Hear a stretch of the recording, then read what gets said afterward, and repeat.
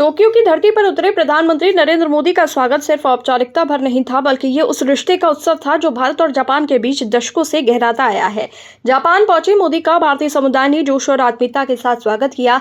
वही उत्साह बाद में भारत जापान आर्थिक फोरम के मंच पर भी झलका।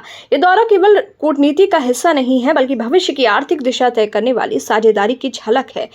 सुमितोमो मित्सुई बैंकिंग कॉरपोरेशन के प्रबंध कार्यकारी निदेशक राजीव खन्ना ने मोदी की यात्रा को ऐतिहासिक बताते हुए कहा कि ये उनकी 9वीं जापान यात्रा है और अब उनका व्यापार और निवेश पर गहरा ध्यान केंद्रित करना बेहद सकारात्मक संकेत है। उन्होंने कहा कि जापान की कंपनियां आज जिस चुनौतीपूर्ण माहौल का सामना कर रही हैं, घरेलू बाजार के सिकुड़ने और टैरिफ बाधाओं के बढ़ने के बीच, भारत उनके लिए सबसे भरोसेमंद विकल्प है। खन्ना ने विशेष रूप से ऑटोमोबाइल और सेमीकंडक्टर क्षेत्र का जिक्र करते हुए कहा कि भारत में उपलब्ध इंजीनियरिंग टैलेंट जापानी कंपनियों के लिए अमूल्य अवसर प्रदान कर सकता है। प्रधानमंत्री मोदी ने अपने संबोधन में भारत की नीति और सोच को स्पष्ट किया: रिफॉर्म, परफॉर्म और ट्रांसफॉर्म। उन्होंने GST, ease of doing business और कई अन्य सुधारों का जिक्र करते हुए कहा कि भारत अब उस मुकाम पर खड़ा है जहां विदेशी निवेश केवल बढ़ता ही नहीं, बल्कि कई गुना होकर लौटता है। प्रधानमंत्री ने जापान एक्सटर्नल ट्रेड ऑर्गेनाइजेशन की रिपोर्ट का हवाला देते हुए कहा कि 80% जापानी कंपनियां भारत में अपना विस्तार करना चाहती हैं और 75% पहले ही मुनाफा कमा रही हैं। ये आंकड़े भारत जापान सहयोग में गिराते विश्वास का प्रतीक हैं। इस बीच वैश्विक आर्थिक परिदृश्य में अमेरिका द्वारा भारतीय वस्त्र उत्पादों पर 50% टैरिफ लगाए जाने के फैसले ने नई चुनौतियां खड़ी कर दी हैं, मगर मोदी सरकार ने इसको अवसर में बदलने का निश्चय किया है। भारत लगातार यूके, जापान, जर्मनी और अन्य देशों के साथ सक्रिय वार्ता कर रहा है ताकि निर्यात के नए बाजार तैयार किए जा सके, अमेरिकी टैरिफ से होने वाले संभावित नुकसान की भरपाई हो सके।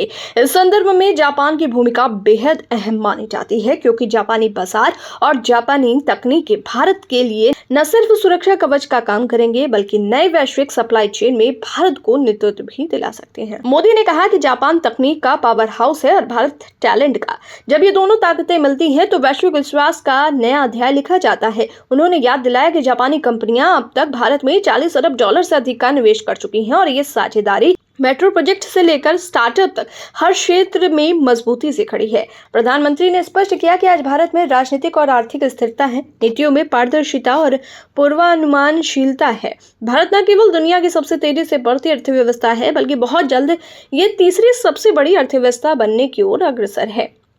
यही वजह है कि भारत जापान की दोस्ती अब केवल कूटनीतिक संबंधों तक सीमित नहीं है, बल्कि ये आने वाले वर्षों में वैश्विक व्यापार, तकनीक और आपसी विश्वास का आधार स्तंभ बनने जा रही है।